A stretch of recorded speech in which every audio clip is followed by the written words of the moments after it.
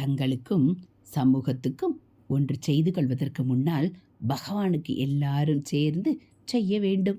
தீபாவளி என்றால் தாங்கள் எண்ணெய் தேய்த்து கொள்வது, புது வஸ்திரம் கட்டிக்கொள்வதோடு ஏழை பாளைகளுக்கும் எண்ணெய், சீக்காய், துணி கொடுக்க வேண்டும். அது மட்டும் போதாது.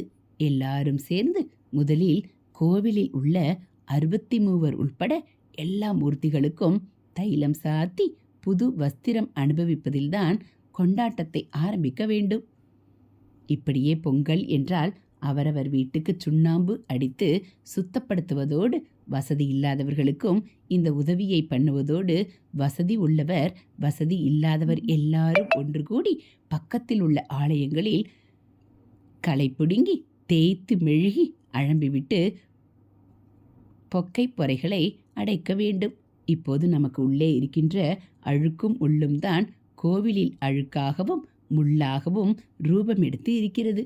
கோவிலில் செதுக்கி மெழுகி சுத்தப்படுத்துகிற போது நம் மனசின் முள்ளையும் அழுக்கையும் அகற்றி துப்புரவாக்கி கொண்டு விடுவோம். அப்போது நம் மனசே தங்கமாகிவிடும்.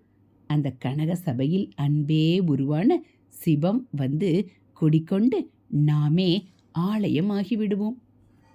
ஹரஹர சங்கர ஜெய ஜெய சங்கர, ஹரஹர சங்கர ஜெய ஜெய சங்கர.